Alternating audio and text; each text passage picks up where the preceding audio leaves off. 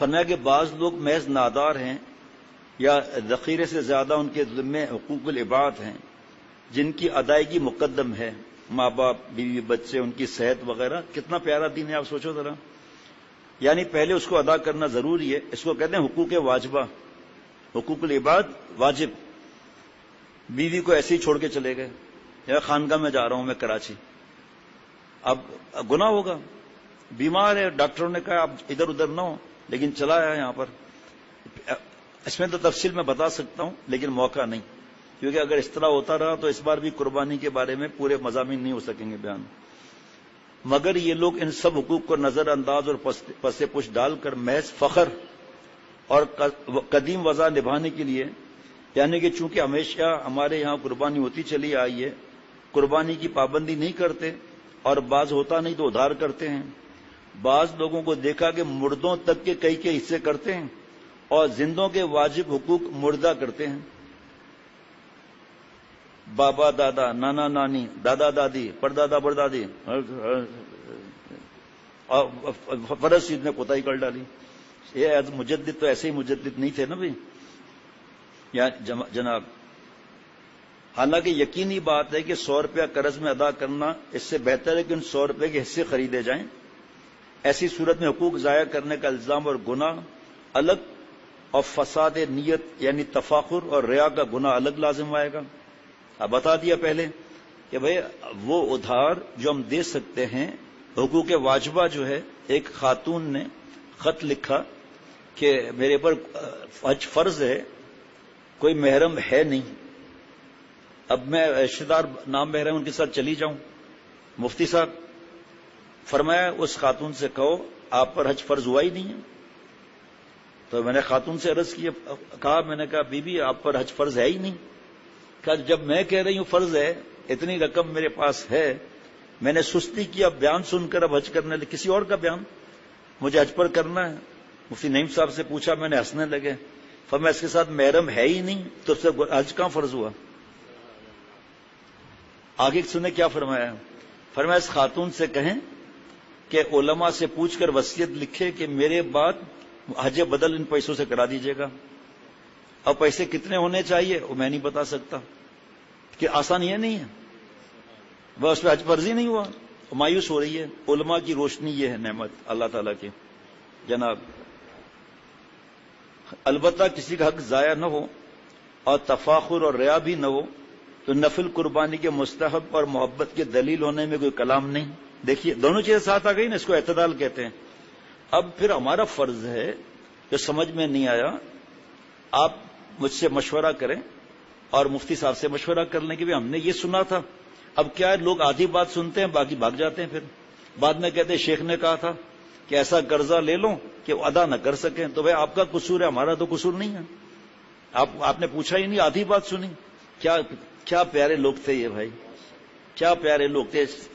زندگی کا کوئی شعبہ ایسا نہیں جس پر حضرت نے ہمیں سوتموں کو جگایا نہ ہو.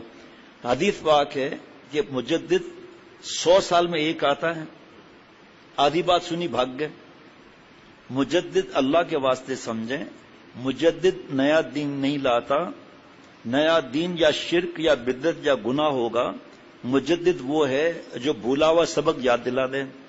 آپ بیشتی زیور میں صرف شادی کے گناہ دیکھ لیں، ایسی ایسی چیزیں لکھی ہوں گی آپ حیران ہوں گے کہ یہ تو ہم نے کبھی سنا ہی نہیں کہ شادی میں جو ہے وہ رخصتی سے پہلے نکاح ہو چکا، رخصتی سے پہلے مرد اور عورت کے شال جو ہے اس کو بہت سخت گرا لگا دی جاتی ہے. ایک ہاتھ سے کھول ضروری، انگوٹھیوں کی لڑائیاں ضروری، سر ٹکرانا ضروری. اب حضرت مجدد نے دل میں اللہ نے کیسی کیسے باتیں ڈالی. قسم و خدا ایسی ایسی میں نے رسمیں پڑھی ہیں جو ہم نے کبھی نہ سنی نہ کبھی دیکھی. کہ وہاں کیونکہ ہندوؤں کے ساتھ رہتے تھے تو ہندوؤں کی نقلیں، ناریل پھوڑنا، پہلے سر پر پھوڑنا اپنے جو ناریل پھوڑ رہا ہے. ناریل پھوڑنے کی کیا بات ہے، دلہن آئی ہے تو ناریل پھوڑ پر تمہارا سر پھاڑے گی اگر ایسا الٹی سیدھی آئی تو. ناریل پھوڑنے کا فائدہ کیا، اس نے سیکھ لیا کہ ناریل کیسے پھوٹتا ہے، وہ سر پھوڑے گی. پھر بھائی اور بھی پتہ نہیں کیا کیا معاملات ہوتے ہیں. کھڑے کھڑے دودھ پلا رہے ہیں گھر میں، آخر میں پھر بہو پسند نہیں آتی. پہلے تو خوب تحقیق کر کے چاند کا ٹکڑا گھر لے آئیں گی، 15 दिन کے بعد بھوسی ٹکڑا لگتا ہے. اور آپ نے خود تو شادی کرائی, ہمیں غیب کا علم تھوڑی ہوتا ہے, نہیں ہوتا ہے لیکن اب تو نبھاؤ نا. لیکن نہیں, میں بتایا نا کہ کئی مضمون ادھر ادھر ہوتے رہیں گے, میں بہت زور لگاتا ہوں لیکن کیا کروں بھائی, جو اللہ تعالیٰ بھیج رہے ہیں عزت نے فرمایا اس کو تو بیان کرنا ہے. البتہ کسی کا حق ضائع نہ ہو اور تفاخر اور ریا بھی نہ ہو تو نفل قربانی کے مستحب اور محبت کی دلیل ہونے میں کوئی کلام نہیں. اس طرح عام مردوں کی طرف سے یا اپنے بزرگان دین کی طرف سے, بالخصوص حضور پر نور صلی اللہ تعالی علیہ وسلم کی طرف سے قربانی کرنا تو بہت زیادہ محبوب ہے, یعنی مستحب امور میں سب سے افضل اور پسندیدہ ہے. وہی جو الحمدللہ آج بھی اتوار میں بات کی نا, تو 2-4 لوگوں نے ایسی خوشی کا اظہار کیا کہ ایک ڈبہ رکھ لیں ابھی سے ہی, قربانی واجب نہیں ہوئی ٹھیک ہے, قرضہ نہیں مل رہا کوئی بات نہیں, اللہ اس بات کو ہر جگہ پہنچائے. ایک ڈبہ بنا کے لاک کر دے, سیل لگا دیں, میں تو کھولنا نہیں ہے ڈبے کو. جب خرچے کا دل چاہے تو پہلے فیصلہ کر لیں یہ خرچہ ضروری ہے جس کے نہ ہونے سے ضرر ہو. موبائل بدلنا ضروری ہے بدل لو, ضروری نہیں ہے شوقیہ اتنے پیسے ڈبے میں ڈال دیں. بھائی ہے جبھی تو بدل رہے ہیں نا آپ, ٹھیک ہے. اللہ تعالیٰ نے خوشبو خریدنے کی توفیق دی, 3000 کی خرید لو. 50,000 20,000 25,000 18,000 پیسے جمع کرو, کیونکہ زکات نہیں دے رہے نا, قربانی نہیں کر رہے, صدقہ بھی نہیں دے رہے. آپ صلی اللہ علیہ وسلم کی طرف سے حساب فرض تو نہیں ہے, پیسے ہی نہیں ہے, ٹھیک ہے نا. 1 سال کے بعد جب ہم باکسہ کھولیں گے نا, اللہ کے بھروسے پر قسم کھاتا ہوں, قسم بخدا ہم زکات بھی دیں گے, صدقات بھی دیں گے, قربانی بھی کریں گے, اور بیوی بچوں ماں باپ پہ خرچے بھی کریں گے. پھر عادت ہو جائے گی, پھر باکسے کی ضرورت ہی نہیں ہے. بس اپنا بجٹ بنا لیا کہ بھئی اس کے اندر چلنا ہے ہم نے. میرے رشتہ دار تو نہیں ہے, گاؤں کے ہیں, بڑی پوسٹ پر ہیں اسلام آباد میں, مجھے نہیں پتا آپ کہاں ہیں. تو وہ آئے تھے کراچی بابا سے ملنے, تو بتا رہے تھے کہ فیروز بھائی, اور رشوت نہیں لیتے وہ الحمدللہ, حالانکہ پوسٹ بڑی نازک لیکن رشوت نہیں لیتے. کا جو پے سلپ ملتی ہے نا, وہ میں بیوی اور بچوں کو بٹھا دیتا ہوں کہ یہ پے سلپ ہے, جملہ سننا, اس کے اندر جتنا گھومنا ہے گھوم لو, اس سے باہر امید نہیں رکھنا آپ کی وجہ سے حرام کھا کر اپنے قبر کو خراب کروں. آپ کی مرضی ہے بچت کریں یا نہ کریں, برانڈیڈ چیزیں نہ خریدیں. تم دیکھو نا, میں ایک ہی جملہ کہہ رہا ہوں لیکن آگے بڑی باتیں. سینڈل برانڈیڈ, اور سینڈل مل رہی ہے 3,000 میں 25-30,000 کی. بچے کو, معصوم گود کے بچے کو برانڈیڈ شوز, پھر خط لکھ رہے ہیں بچے کو مارا, رو رہی ہوں میں نے کیوں مارا. لکھا ہے کہ بچے کو برانڈیڈ شوز پہنا ہوا تھا, ایک پیس گر گیا.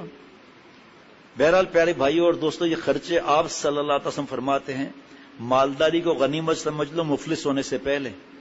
کراکری مہنگی اللہ نے دیا ہے, اللہ نے اس لیے نہیں دیا, اور صدقہ بڑھاؤ. پھر زکات دے رہے ہو تو زیور موجود ہے, اور زیور پہنتے کیوں نہیں ہے کہ آج کل ڈاکے پڑتے ہیں, گاڑی رکتی ہے زیور چھین لیتے ہیں, گھر میں جمع کر رہے ہیں. صدقہ نہیں دیں گے, زکات دے دی چلو ٹھیک, دل کھل کر خرچہ کرنے کی فکر. میں ایسے نوجوانوں کو جانتا ہوں جو زکات دے سکتے ہیں, لیکن موبائل 1.5 لاکھ 1.25 لاکھ موبائل, اس پہ خرچے, ہر چیز برانڈیڈ, ماں بہن بہو بیٹیاں, بچی ہو یا بچہ ہو, ہر چیز برانڈیڈ. اللہ نے دیا اس لیے نہیں ہے کہ ہم فالتو پیسہ گنائیں, ہر چیز برانڈیڈ. تو اب یہ پیسے کی بچت ہی نہیں ہو رہی نا بھائی. اگر ہم پیسے کی بچت کریں, زکات وغیرہ ٹھیک ہے, خاندان کے وہ افراد جو ہاتھ نہیں پھیلاتے ہم ان کی بھی مدد کر سکتے ہیں, مساجد مدارس میں دے سکتے ہیں. بھائی برانڈیڈ چیزیں خریدتے ہیں, کیا کریں, اللہ نے دیا اتنا, ہم ناشکری کیوں کریں. ٹھیک ہے, آپ ایک مدرسے میں کتنا دیتے ہیں کہ الحمدللہ 4 لاکھ دیتا ہوں, تو یہ سال کے لاکھوں جمع کر کے اور بھی دو نا. وہ کون سا اپنا پلاٹ خریدیں گے, اللہ معاف فرمائے, یا کون سا بڑے پلازا جو ہے اس کے اندر دکان بک کرائیں گے. دھیان ہی نہیں جاتا بیچاروں کا, ایسے زندگی جو گزر رہی ہے پتہ ہی نہیں ہے, اس پہ خرچے پر خرچے کر رہے ہیں, ہر بات میں خرچے پر خرچے. کراکری سے لے کر وہ ڈسٹ بن تک جو ہے نا, کاش کہ وہ ڈسٹ بن بھی ان پر سونا لگا ہو نا, تار سونے کے لگے ہوں, باقی سونے کے, وہ استعمال کریں, جائز ناجائز کا معاملہ نہیں. اب یہ پھر وہی قربانی والی بات میں ہم یہاں نکل گئے ہیں جی جناب. اور ان حضرات کے حقوق کا مقتضا بھی ہے, لیکن منفعت جبھی مطلوب ہے جب اس میں کوئی مضرت نہ ہو, یعنی جلب منفعت جو ہے اس کو دیکھنا ہے، دفع مضرت جو ہے اس کو دیکھنا ہے کہ وہ زیادہ ہے نفع کم ہے تو اس کو چھوڑنا ہے، زیادہ نقصان والی کو۔ اب دیکھیے ساتھ ساتھ چل رہا ہے، نصیحت ہو رہی ہے، کتنی نصیحتیں آ گئیں کہ مال ہے تو بھی نہیں ہے تو بھی ادھار کس طرح، حقوق واجبہ نہیں ختم کرنے۔ آگے دیکھیے